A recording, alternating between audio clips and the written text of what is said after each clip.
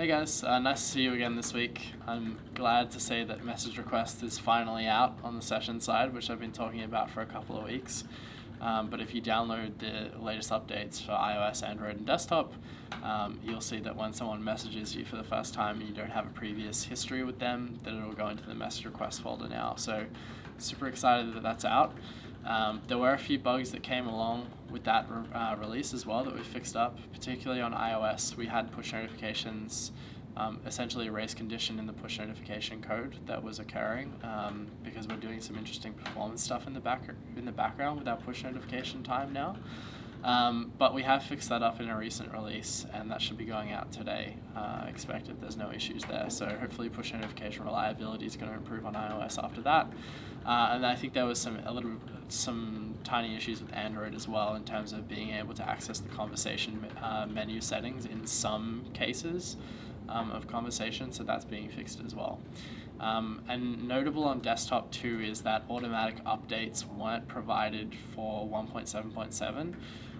So if you are on desktop, make sure you upgrade to the newest version, which will have automatic updates from now on out, or we fixed automatic updates basically.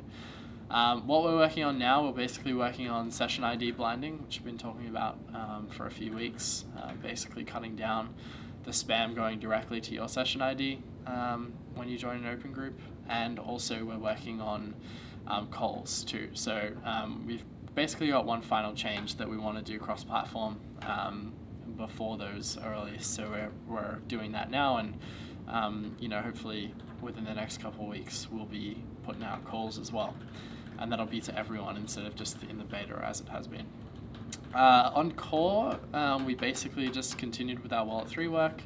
The good news is that we got transaction signing working such that transaction can be submitted to the mempool now, and it won't be rejected by other nodes. So we're pretty close to getting something really working and functional on the Wallet 3 side, which we've been working on for a while. So good updates there as well. On the LokiNet side, we're still trying to reproduce this Windows issue with IPv6 leak. Now got one of our Windows developers on that, and we made some changes to cross-compiling the code to make that easier for him. But mostly the LokiNet developers have been working on the session open group server. So adding a number of endpoints for the v4 endpoints for SOGs, which are also being implemented at the same time as ID blinding.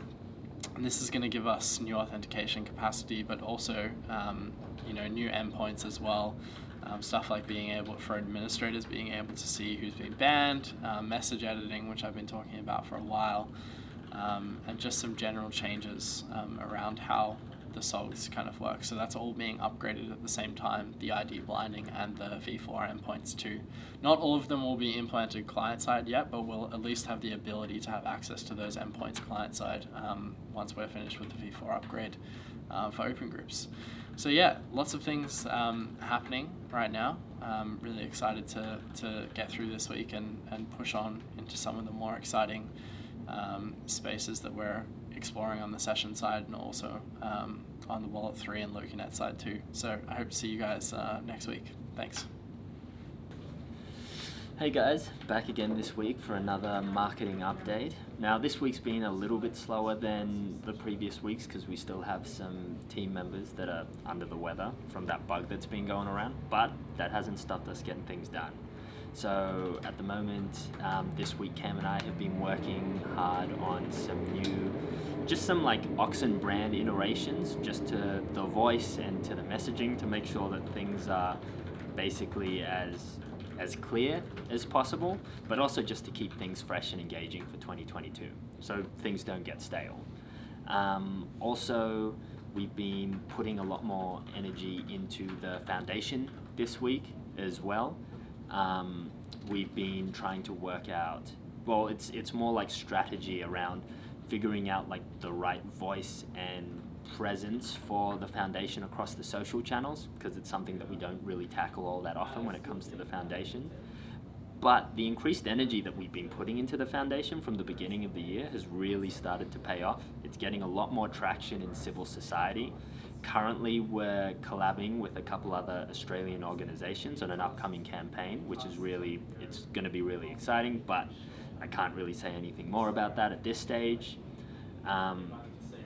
Session growth is still going really strong. Connor and Alex have actually been working on a really creative campaign that we should be seeing next month, or if things go well, potentially at the end of this month. The new keyword strategies that we've been doing have really been paying off.